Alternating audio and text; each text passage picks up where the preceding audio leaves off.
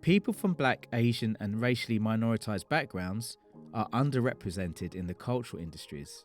According to the Department of Culture, Media and Sport, only 14% of workers in the creative industries are from ethnically diverse backgrounds.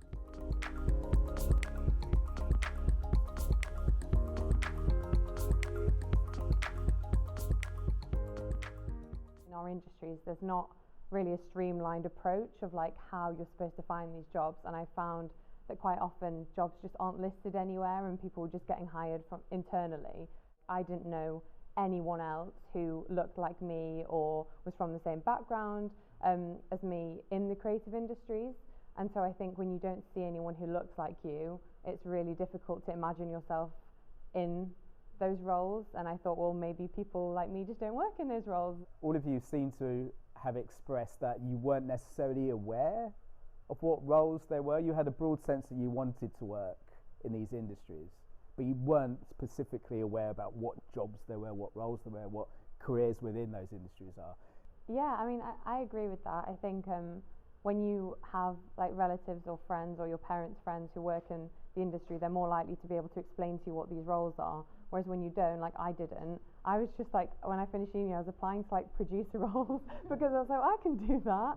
And I think like when you're at uni, you know, if you're like part of the drama society or like whatever it is, you often think you are doing those roles because you might be like, oh, well, I produced this short film or whatever. And I think I just was so clueless, like what you said about what the roles were. So I was obviously just like spending so much time and putting so much effort into applying for these things, and the people on the other end didn't even like give it a second glance because they'd be like, well, she obviously has no idea like what this role even is. And I think it's so, yeah, so I agree with you, but I also think there is a general problem with the creative industries where roles are just not clear. There's just no clarity on like what that role means, or like, for example, I've been a researcher on quite a few different productions, and researcher just sounds so vague. And like obviously you could be a researcher in a completely different industry and doing a completely different thing. And I only realised those roles once I kind of got into it and was like, oh, okay, that's what that means. I also think it should start earlier in schools. I think, like, I remember when I was at school, and I think I only ever had one chat with a careers advisor in the whole time, and no one else ever spoke to me about like what I wanted to do after school. And I think I told her that I was interested in the arts and music, and she was like, oh, why don't you pursue physics? And I was like, I couldn't make the connection. That was an obvious connection for her, like, because there could be no possibility I could ever go down the music and arts route. And I think, I had to gain all of that experience through extracurricular activities, and like basically same, like my parents didn't like know anyone that worked in the creative industry, so I had to kind of figure it out my own way and like intuitively just feel things out. But I do think it should start earlier.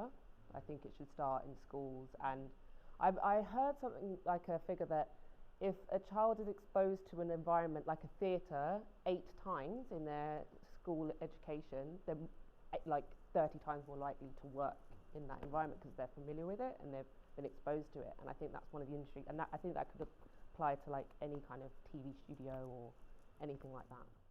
So I was doing lots of unpaid internships at the early stages of my career, which now it's different. Now there's like a massive kind of like shift in the industry, and like internships need to be paid, and creative access is a part of that. But back when this was a few years ago now, unpaid internships were the norm.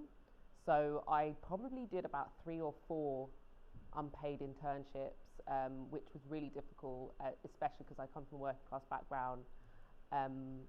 And then I was kind of like doing two jobs at the same time. So I was doing my unpaid internship and then working in like hospitality or retail to like have some money coming in, but it was really, really challenging. I think it can be strange if you're not used to speaking, because a lot of the people that you're networking with will be white, middle class, older people. And so for me, especially at university, it was weird because I just hadn't spoken to those kind of people before in my life, like other than teachers in my schools, but they weren't like from middle class backgrounds.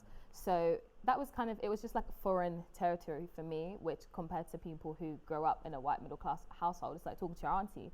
it's kind of like if I was talking to a black person who was in the same industry as me but like 20 years older, the comfort that I would feel, or like the way it would feel normal for me, is the same way it would feel normal for a white person, but it's just there's way more white people to be networking with. So for me, that was the only thing that was kind of weird. But I guess it's just something that you adapt to, and I was lucky that I had those people around me in university to be able to make contacts with.